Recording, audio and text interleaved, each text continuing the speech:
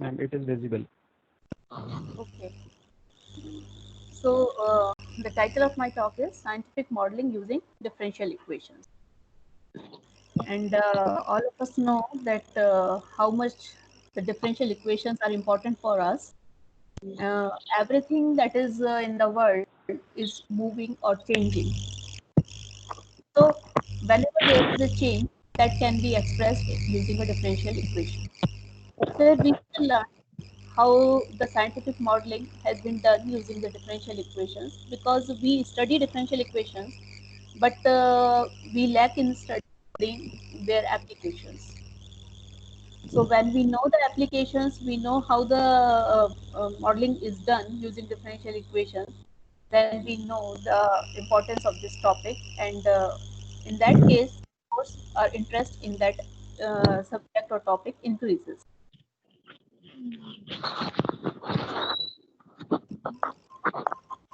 So I want to share one video with all of you.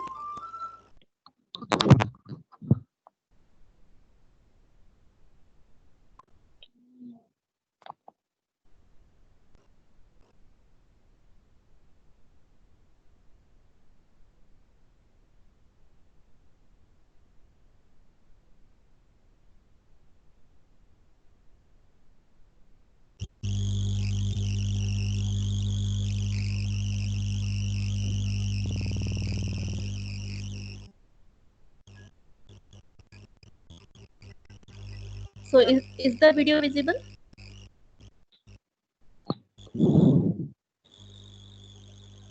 Yes. Not yet, ma'am. Uh, you are not seeing my desktop, or you are seeing the like a PDF only?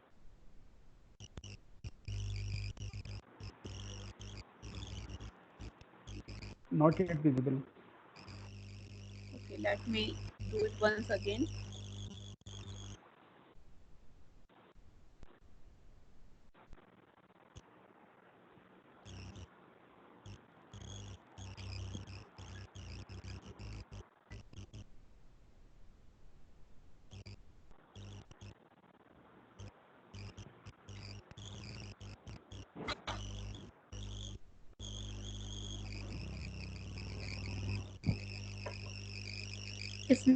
Is it visible?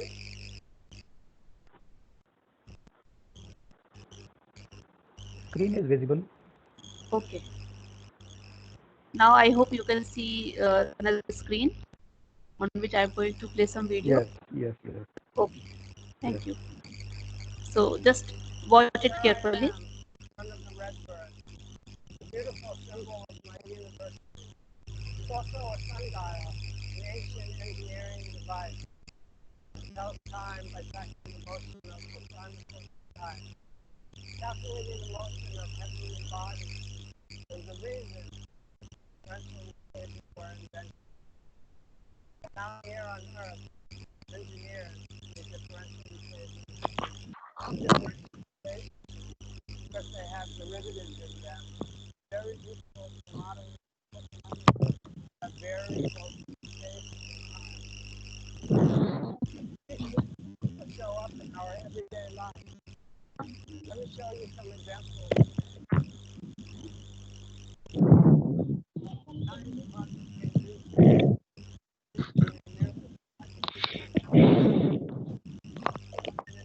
My family's money for many years now, and I'm looking forward to a wealthy retirement.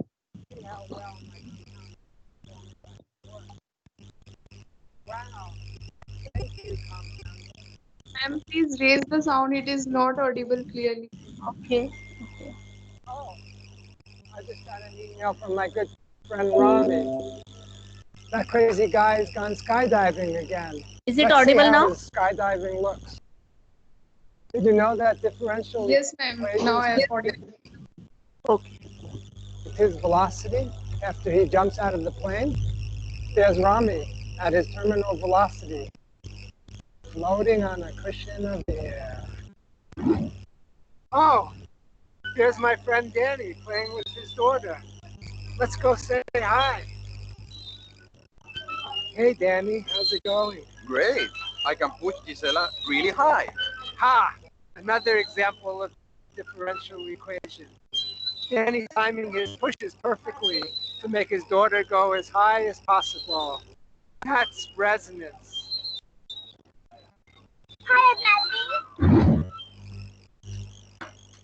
Voila!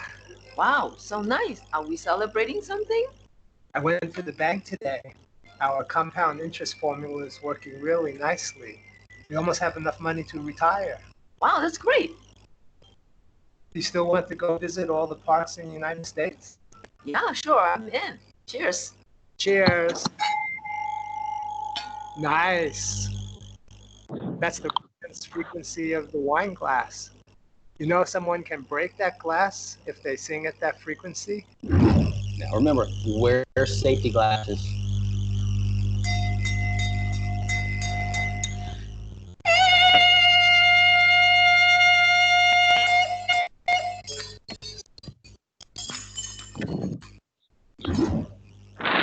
Cool, huh? Don't try that one at home. Many of the laws of nature are expressed as differential equations. Actually, that's why Newton founded the subject, to understand.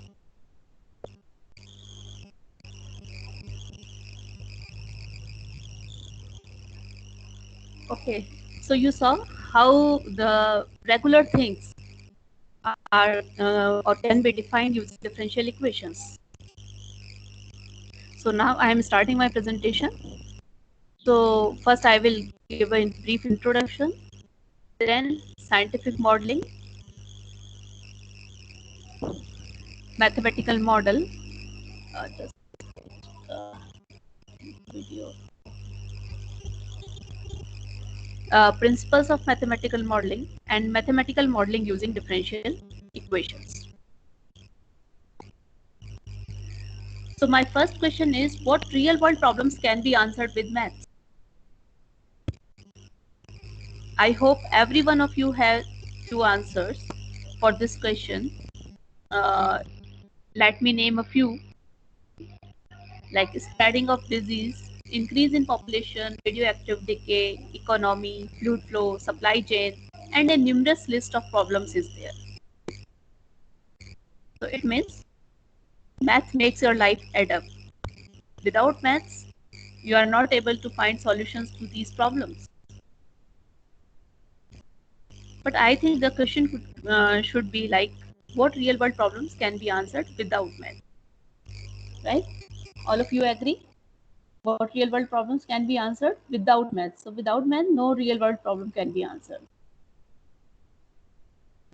So what is scientific modeling? And how we are going to use the differential equation for the scientific modeling? I think all of you are students, you have been studying science or and other subjects in your school time and in college also, and you have been making some models. What type of models you were making? Any answers? You were making physical models. You were drawing them on charts, right? Yes, you can answer. Like, I want to listen. If you can name me some few models, or you can write in comment box. Yes. Okay, you can write in comment box what models you have made during your school.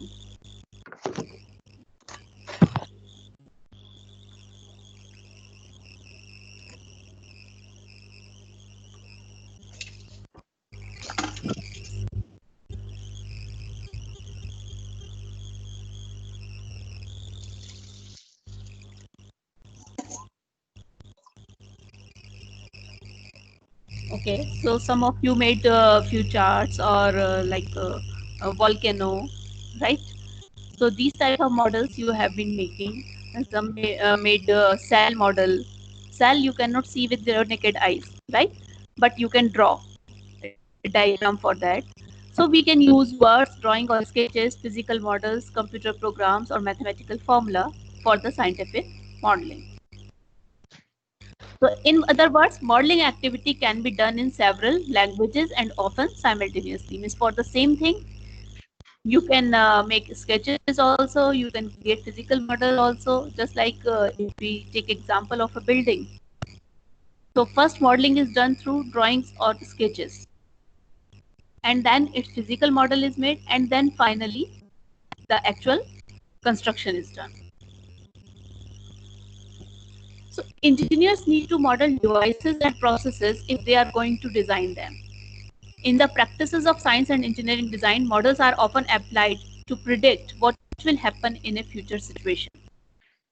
Every new building or aeroplane, for example, represents a model-based prediction that the building will stand or airplane will fly without dire, unanticipated consequences. Because making a building or an aeroplane, a lot of expenses are involved. Lot of expenditure is involved. So are you going to, without doing modeling, you are directly going to build up an aeroplane, or you are directly going to make a building? And what if it crashes, or there are some lacunas that remains? So what will you do? So it's better to model the things first, so that our expenditure, our efforts, our money, that all can be saved. So beyond simply validating a model, prediction in engineering design assumes that resources of time, imagination, and money can be invested with confidence because the predicted outcome will be a good one. So modeling is very important, not only for science and not only for engineers, but in every field where we want to invest our money. So basic types of scientific models are: one is physical, that mean to look like the same thing that they are representing. For example, a toy rocket or a plastic skeleton. Mathematical models that are made up of numbers, equations, or other forms of data. For example, spread of disease model. And conceptual models that represent system or ideas or compare unfamiliar things with familiar things. For example, cell theory.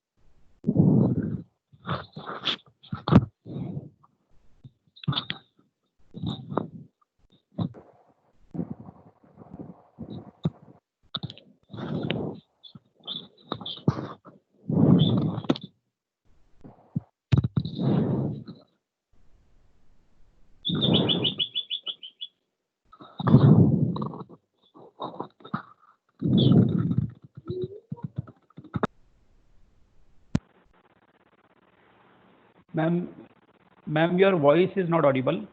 I request all other participants to mute themselves.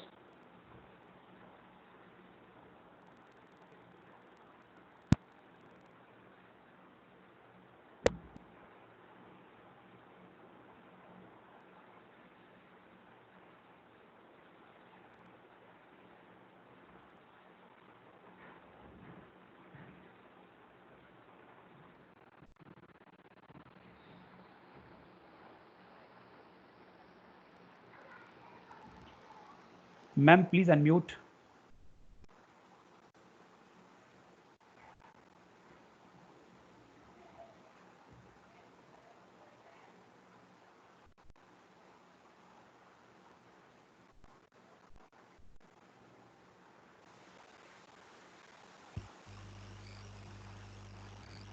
Yes, am I audible now? Yes, ma'am. Okay. And I think full screen is visible now? Yes, ma'am. Yes. Okay. I request all the other participants to please mute themselves so that we can listen carefully and clearly.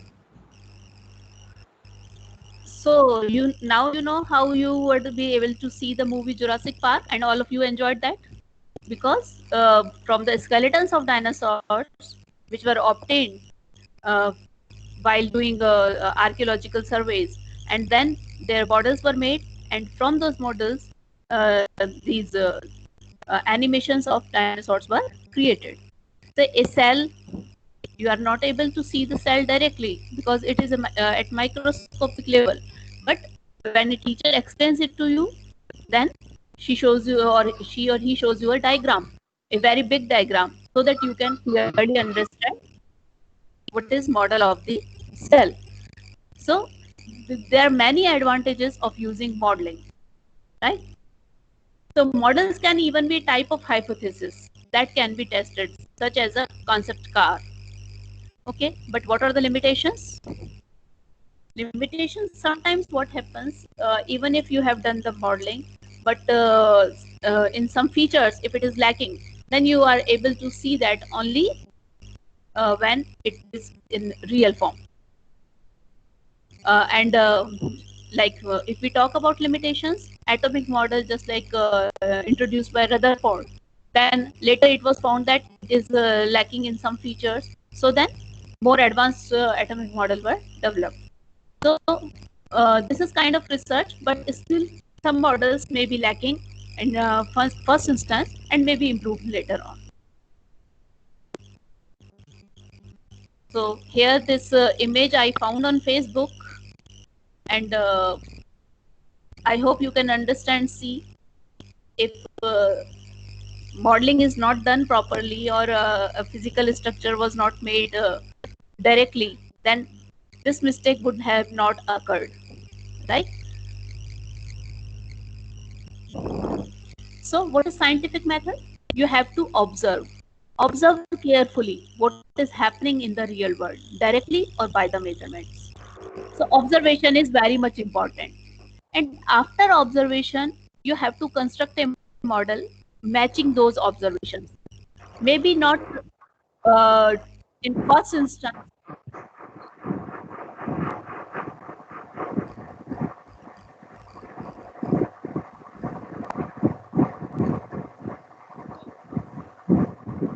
There is a lot of disturbance. Please see if there is. Manish Kumar Basniwal, please mute yourself. Manish Kumar Basniwal, please mute yourself.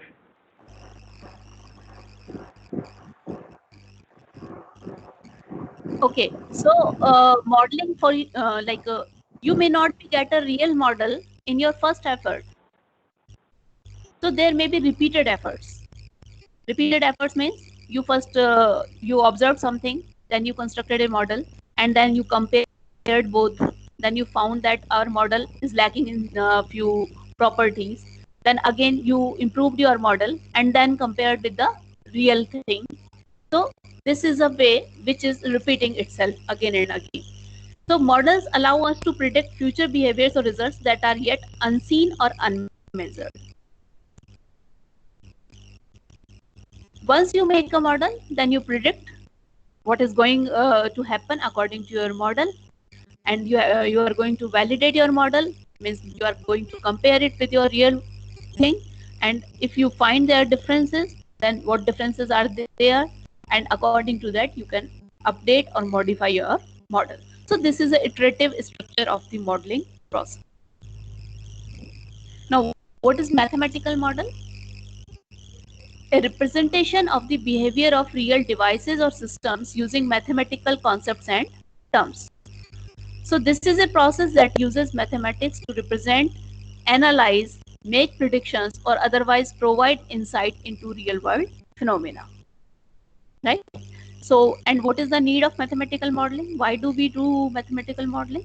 Since the modeling of devices and phenomena is essential to both engineering and sciences, engineer and scientists have very practical reasons for doing mathematical modeling. What kind of practical reasons? For example, suppose you are asked to find what is the temperature at the surface of the sun. So, what is the practical approach? Are you going to take a thermometer with you and going towards sun to measure the temperature? No, this is not possible.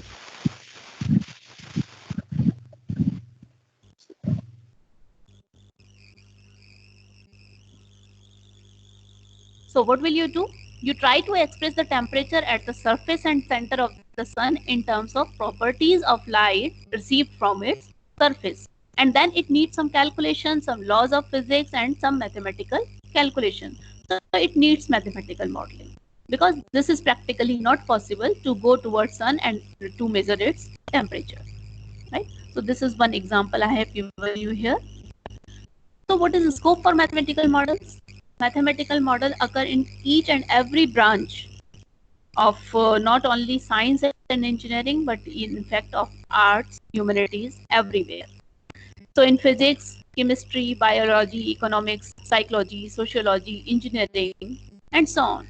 And one can spend a lifetime specializing in one mathematical model in one of a specified area alone.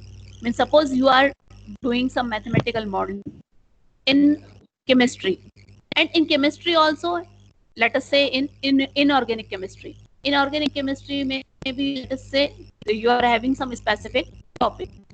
So you can spend lifetime specializing in mathematical model in that one specified area alone. So it essentially consists of translating real world problems into mathematical problems.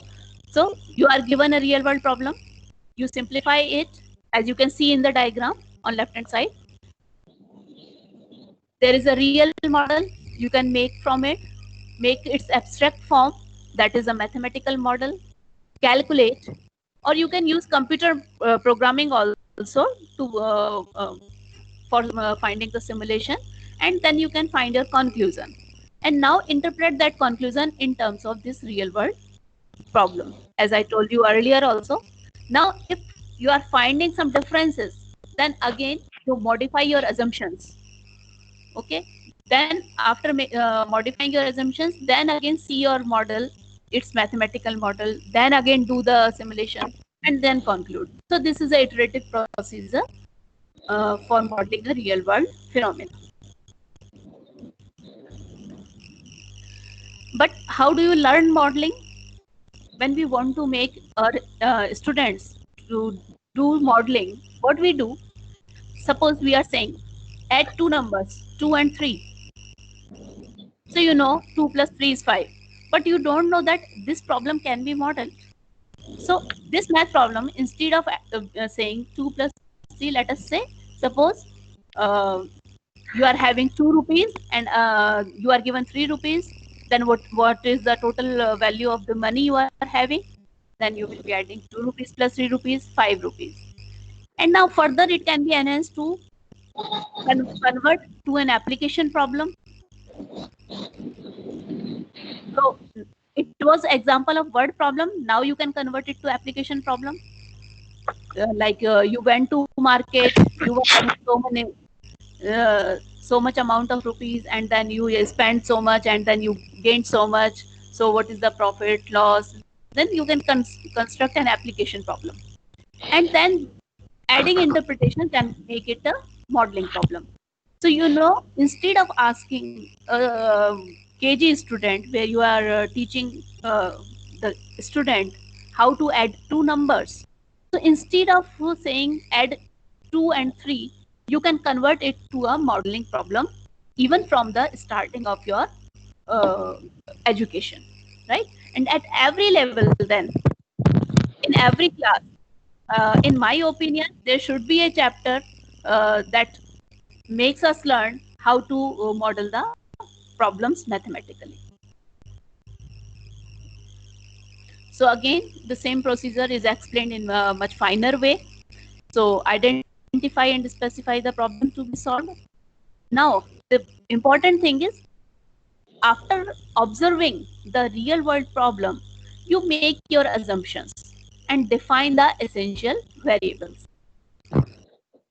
Then do the math, get a solution, analyze and assess the model and the solutions, iterate as needed to refine and extend the model, and when you repeat the procedure again and again, finally you implement the model and report the results. So assumption is very important part. Let us take an example. For example, you are considering motion of planets. Now, what are your assumptions while considering motion of planets? That planets and sun are point masses and neglect their sizes and structure on the path of movement. Right? So this is our assumption. For considering the motion of a fluid, we may treat it as a continuous medium, neglect its discrete nature in terms of its molecular structure. Right? So these are types of assumptions you are required to make while doing a mathematical modeling. So here I have taken a problem, that is a petrol pump problem. Suppose a fuel station in the city is providing fuel at lowest per liter rate than the others. Now, what will you do? यदि आपको you are going to get your car filled with the fuel, would you prefer to going to that fuel station which is having lesser price as compared to other fuel stations? Then the first question comes to your mind, how far it is?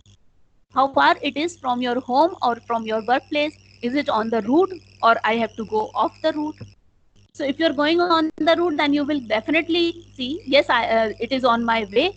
And when I cross on that way, I will get the fuel filled from that fuel station only, which is providing fuel at the lowest per liter rate. But if it is off the way, then you will see how much it is off the way. Is it beneficial for me to go off the way? Or suppose it is away, like your car average is low and you are going very far to get it filled with the fuel from that fuel station. What will you do? So there are list of assumptions you are required to make before reaching to a decision. Okay, and then you are required to list essential input information. So assumptions, for example, what is mileage of the car, what is price difference, how far it is, how many liters you are required to get filled, how many tolls are there on the way when going to that petrol pump. So there can be many number of assumptions and many number of input variables. So observing a real world problem and then finding the assumptions, and when you make a mathematical model, you can relax your assumption at every iteration. So start with the simplest one, where you consider almost all the things as assumption and minimum number of variables. Then you can reduce the number of assumptions and keep on increasing your number of variables. So what is basic underlying principle? Number one, that is abstraction and scaling. Then you have to take care of conservation and balance principle. You have been studying law of conservation of mass, law of conservation of energy, right? So you have to take care of the conservation and balance principles. Whatever is coming in and whatever is going out, so there must be some balance. Linear models. Models of devices or system are said to be linear when the basic equations, whether algebraic, differential or integral, are such that magnitude of their behavior or response produced is directly proportional to excitation or input that drives them. So linear equations you have been studying since class 10. So linear models is there are no multiplication terms within the dependent variables. And then you have to take care of dimensional homogeneity. For example, you are saying force is equal to mass into acceleration. So on right hand side, the unit is kilogram meter per second square. And on left hand side, it is Newton. So you have to take care that 1 Newton is equal to 1 kilogram meter per second square. So there is dimensional homogeneity and consistency. So always, while modeling, always take care of the dimensions in the equations. So I'm leaving this part. So what is summary of mathematical modeling? Assumptions, define variables, quantify your inputs and outputs, then build the solution using mathematical tool, maybe numerical, analytical, computational, whichever you find easy. Then analysis and model assessment. Does my answer make sense? Does it completely diverted from the real world problem, or it is somewhat near to real world problem, and I can modify my model. Okay. So now let us come to this mathematical modeling using differential equations. So many of the principles in science and engineering concern relationship between the changing quantities. And the relationship between the changing quantities is nothing but the differential equation. Rates of change are represented mathematically by derivatives. So that involves some continuous variables. And the change is suppose you are moving on the road, then the distance or displacement, which is a continuous variable, is function of time, which is also a continuous variable. So here we have the relation of rate of change of dependent variables with respect to independent variables. You have already studied how to use differential equations, how to solve differential equations. और आगे नहीं बढ़ी तो फिर हमारे पास छोटी छोटी line चाल वगैरह नहीं होगा. So here I am taking few examples and few simple mathematical models. Most important is decay model. Then we have population models, geometrical models. Let us see what can be done in decay models. So exponential growth and decay models, these are very similar. Here the function is the solution function is exponential function, maybe growing or maybe decaying, right? So suppose we are having a quantity y equal to yt, which is having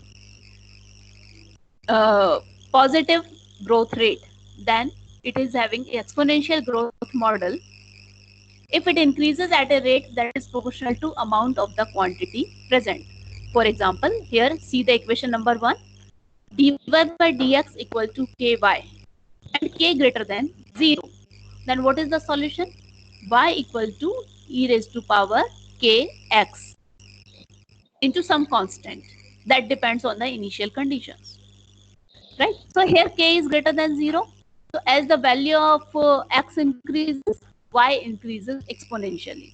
So that is known as exponential growth model. Similarly, if dy by dx equal to ky, same differential equation, but k is less than 0, right? K is negative. So in that case, what is the solution? Y equal to e raised to power kx, but k is negative. So as x increases, y decreases exponentially. That is known as decay model. And this k in that case is known as decay constant. So population growth is an example of general class of model called exponential model. Okay. So the larger the population, more rapidly it grows. Means larger the value of x, more is the growth of y, which is depending on x exponentially. For example, people, plants, bacteria, fruit flies. So these are not constrained by environmental limitations.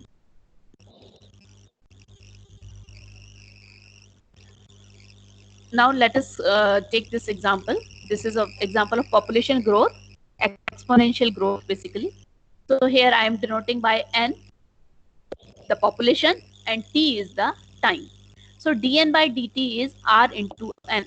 R is a positive constant because population is growing exponentially, and this is constant of proportionality, may be determined experimentally and is per capita rate of increase, a function of birth and death rate.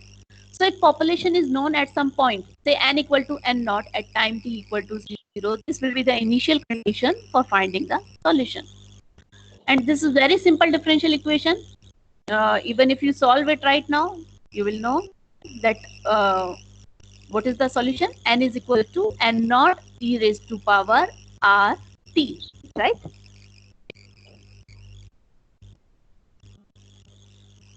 So here the graph you can see for exponential growth where dn by dt equal to rn. You see the graph, this is growing exponentially. Population size is growing exponentially with time.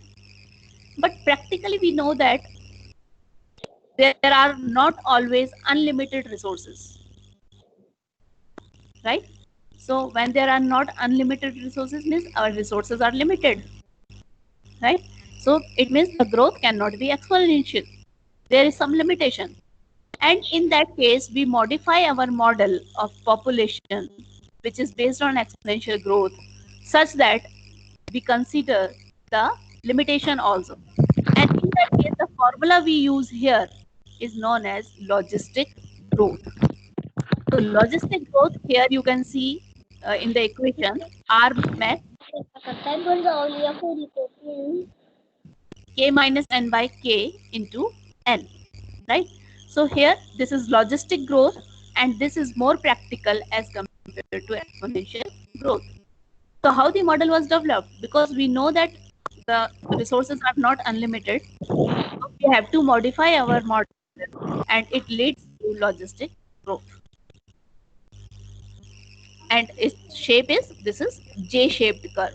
As you can see in the graph, this is J-shaped. Sorry, exponential is J-shaped, and for logistic growth, this is S-shaped. And here I have given an example also. Like suppose you are growing yeast, a microscopic fungus used to make bread or alcoholic beverages, in a test tube, right? So if you are doing it in a test tube, there are limited number of resources, and it will follow the logistic growth. Then pharmacology, another example. This includes decay model. So what is the problem?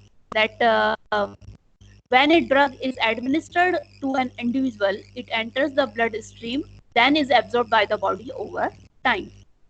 Medical research has shown that amount of a drug that is present in the bloodstream tend to decrease at a rate that is proportional to the amount of drug present, right?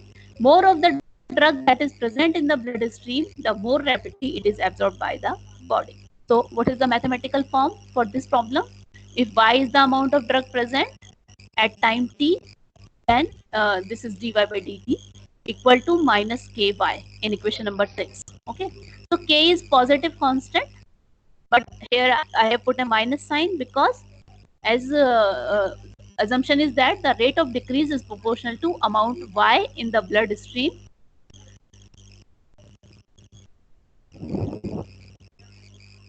So this is also kind of decay model. So I told you that population model is kind of growth model. Pharmacology example is kind of decay model. And there you can find more examples also. So spread of disease. Here the differential equation that it follows is dy by dt equal to ky into L minus y. So what is L here? The value of Ly decreases. Yt is number of individuals who have disease at time t, right? So the necessity, the number of individuals who do not have the disease at time t is Ly. As the value of y increases, value of Ly decreases. Okay. So this is dy by dt equal to ky into L minus y. K is greater than 0. Constant of proportionality depend on nature of the disease. Then this radioactive decay is example of exponential decay. In physics, you have solved such kind of problem that radioactive elements disintegrate spontaneously in a process called radioactivity. Experimentation has shown that rate of disintegration is proportional to the amount of element present. So if X is the radioactive material, Qt is the amount present at time t, then the rate of change of Qt with respect to time t is given by equation number 8, where you can see dq by dt equal to minus rq. And r being decay constant depend on the material for which we are talking, which is radioactive decay. The solution is therefore Qt equal to Q naught e raised to power minus RT, where Q naught is the amount initially present at time t equal to 0. So I skip this part, calculating decay constant. Then carbon dating, again very important application. Why carbon dating is used, and what is the logic? The nitrogen in the Earth's upper atmosphere is bombarded by cosmic radiation, and the radioactive element carbon-14 is produced. This carbon-14 combines with oxygen to form carbon dioxide, which is ingested by plants, which in turn are eaten by animals. So in fact, carbon dioxide, which contains C14, which is radioactive, is in our food chain in each of us, in each of all living things. So in this way, all living plants and animals absorb quantities of radioactive carbon-14. In 1947, the American nuclear scientist W.F. Libby proposed a theory that the percentage of C14 in the atmosphere and in living tissues of plants is same. And this became the basis of carbon dating. So when a plant or animal dies, C14 in the tissues begins to decay. Thus, the age of an artifact that contains plant or animal material can be estimated by determining what percentage of its original C14 content remains. Various procedures called carbon dating or C14 dating have been developed for measuring this percentage. So this was very important example.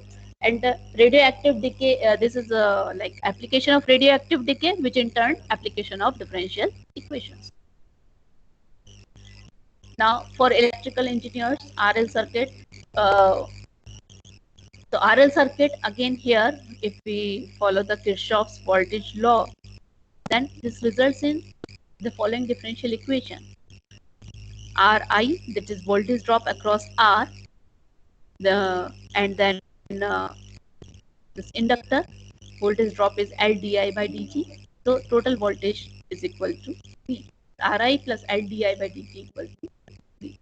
So on solving this differential equation, we know the current flowing in the circuit. So here we see the graph. The solution of this differential equation is I equal to V by R 1 minus e raised to power minus R by L t. Right? So initially, this is the transient time. You can see here the x-axis and the current on the y-axis. So initially, the current is maximum and it is reducing, and then voltage, which is growing, right? So here you can see the final value V by R, which is steady state. So there are many more models that results from first order ordinary differential equation. Now we talk about systems of ordinary differential equation. So they are kind of compartment models that includes pre-predator model, competition model, multi-species model, age-structured population model, epidemic model, economical model, mathematical models in medicine. These days, many mathematicians and scientists are modeling COVID-19. So this pandemic that has been modeled, that is by using this compartment model, system of first order ordinary differential equations. Then for second order ordinary differential equation, you can search for like planetary motions, circular motion of satellites, elliptic motion of satellites, rectilinear motion, electrical circuits where you have all three components, resistor, inductor, and capacitor, catenary. All these follows second order ordinary differential equations. Then for partial differential equations, fluid flows, because they are dependent on three space coordinates and time. So they are partial differential equations.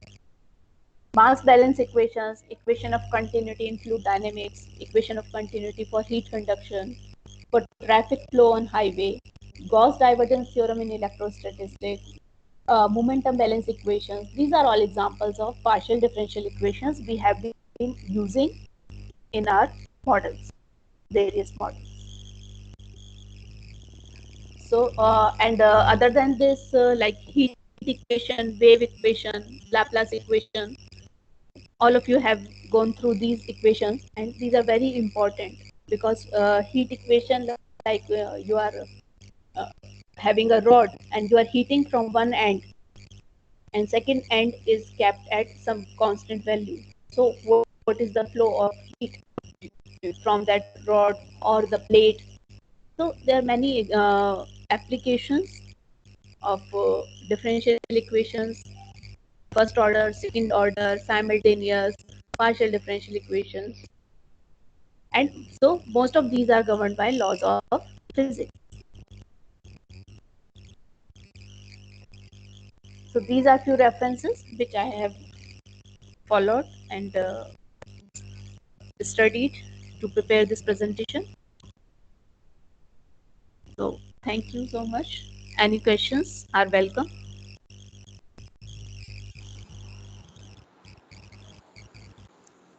Students, if you have any questions, you may ask ma'am.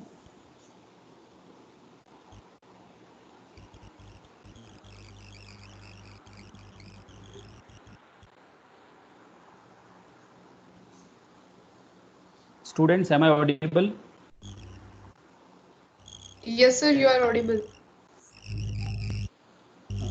If you have any doubts or any queries, you can ask to madam or any other participants who are from other institutes. Faculty members are also in this meeting. If they have any query, they can ask Ritu ma'am.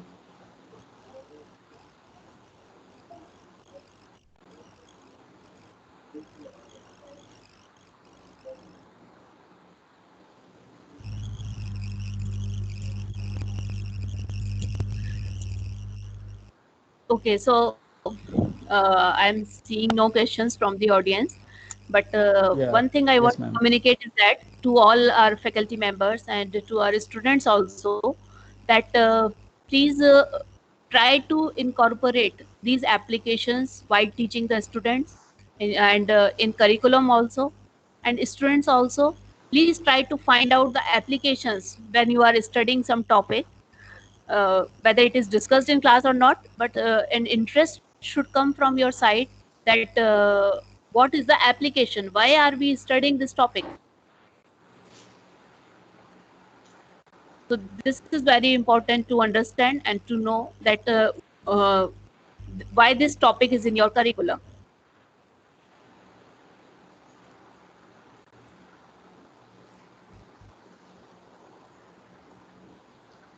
Okay, thank you, Naresh sir. Now you may proceed. Thank you, ma'am. Yeah, Okay. just a minute.